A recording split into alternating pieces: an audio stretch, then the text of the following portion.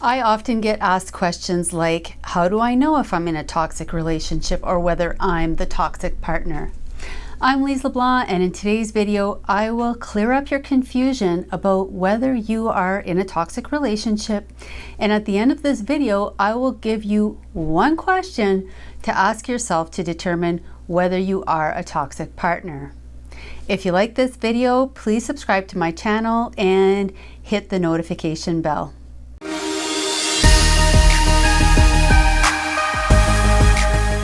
So let me start by reading a compilation of comments and messages that I hear all too often. And if this resonates with you, let me just say that you are in a toxic relationship. Because my audience and clients are mostly male, this video is from the male perspective, but let me just say that this applies all the same regardless of gender or sexuality. So here goes. She makes my life miserable. Okay, so just looking at this first sentence, if this resonates with you, your relationship is toxic. Doesn't necessarily mean that your partner is the only problem, but if you feel like your partner is making your life miserable, ouch. Okay, let's continue. Over time, I've lost all hope because I just can't handle the ups and downs anymore like I used to. I don't have the patience, the will, or the stamina. Now, she's saying that I'm the narcissist, and at this point, I'm starting to believe it because I do ignore her when she gets dramatic and out of control. I give ultimatums, and I can't be there for her emotionally when she's behaving in toxic ways. I refuse to go out with her simply because something always happens. She's a trouble magnet. I've started pushing her to go to therapy, telling her that she needs to change, and doing other things that, maybe is considered narcissistic. So I ask myself, where is the line? Am I a narcissist? I know that her abuse has changed me a lot over the years in bad ways. But mainly, I became depressed and anxious to a level that I can't really function in my job anymore. I'm exhausted, unmotivated, unproductive, and in this state of mind, I don't have the creativity that's needed. I feel like my 24/7 job now is to carefully prevent any nonsense trouble from popping up out of nowhere for no comprehensible reason. Before meeting her, I had a lot of hobbies, interests, friends, but little by little, she eroded it all, constantly putting me down, neglecting my needs, showing no empathy, care, or consideration. And I got criticism and cruelty on the daily. But, it wasn't all bad. There was a good side to her. I just couldn't figure out how to keep the bad side from returning. I grew to expect and dread it. It got to the point where I could predict it with great accuracy. Day 1, huge fight and on the brink of breakup. Day 2, makeup, best relationship ever.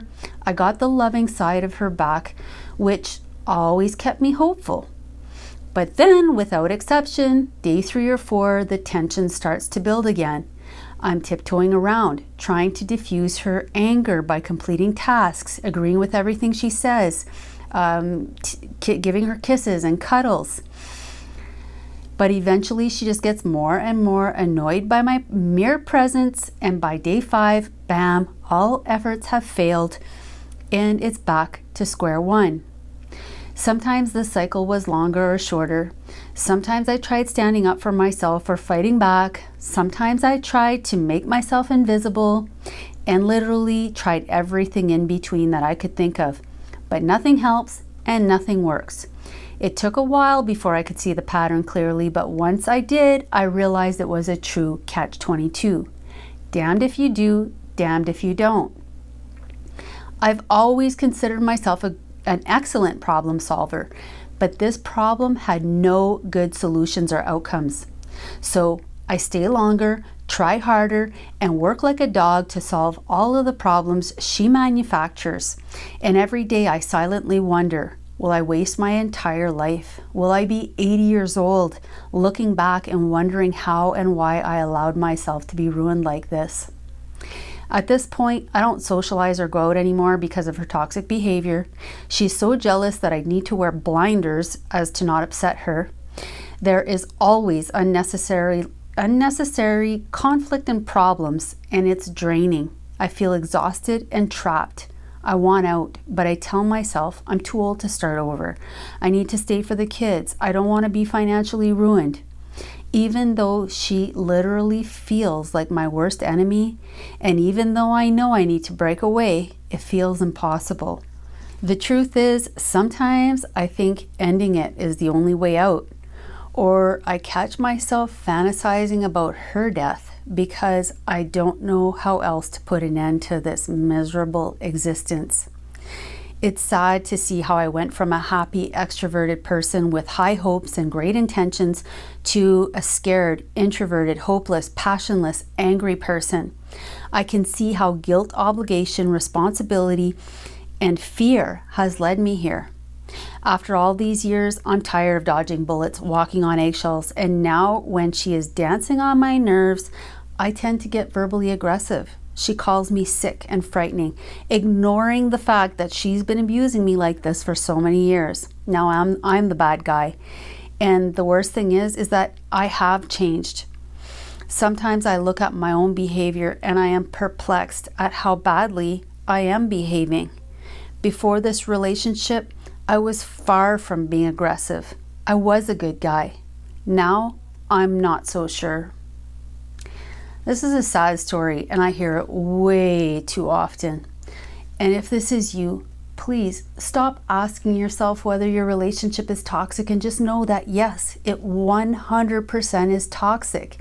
And if you've been in a toxic relationship for a long time, you may have concerns about your own behavior or whether you are a narcissist or toxic person.